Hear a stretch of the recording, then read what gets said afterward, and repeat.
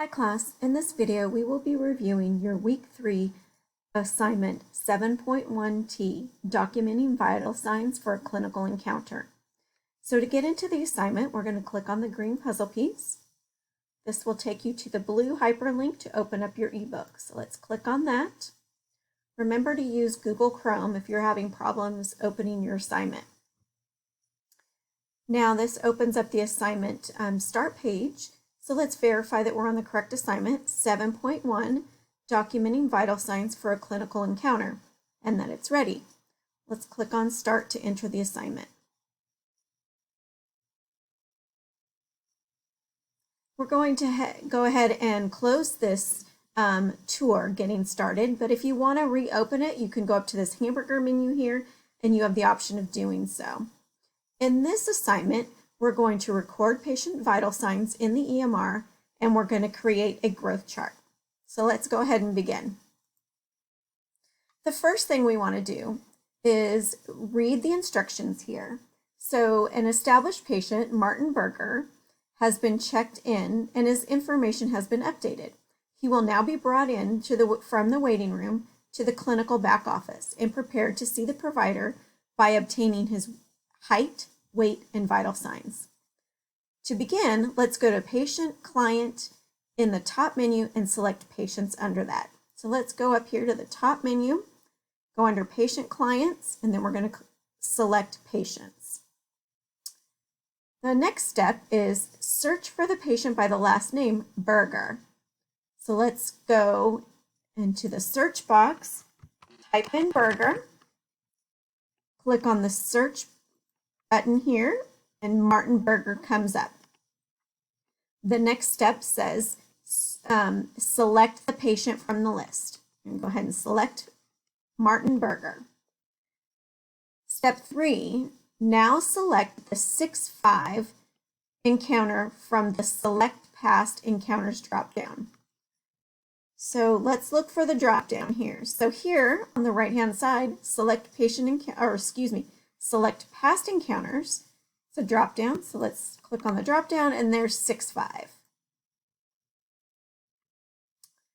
Step 4, and we're going to record the patient's height, weight, and vital signs. So we're going to click on the clinical menu under 6-5-20. So let's look, here we go, clinical. And then we're going to go down to vitals.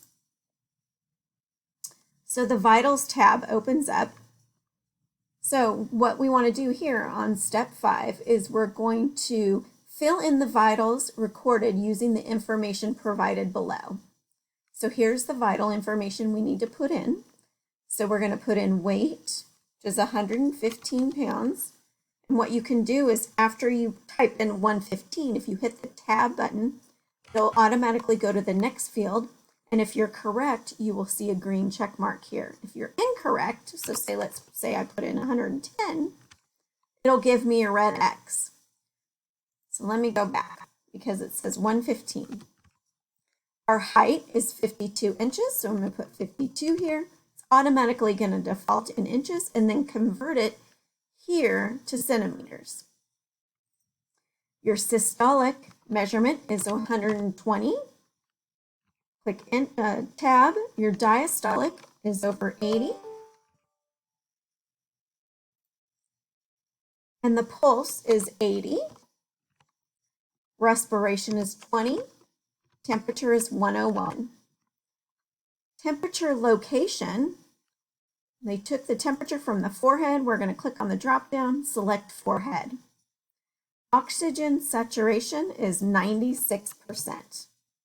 We're going to tab down, and then the next thing we want to do is select growth chart.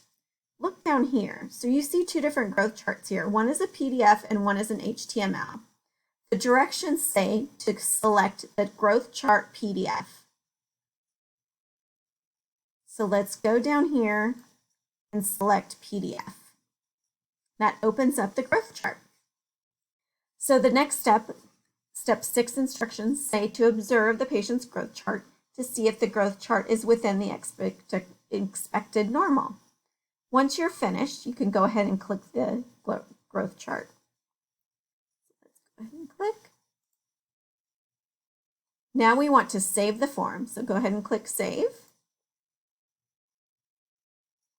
Now we're going to electronically sign that we entered the vitals in. So under Vitals, we want to select e-sign. Go ahead and click on e-sign. It's going to ask for a password. This here says we want to enter password 1234, 1234, and then click Sign.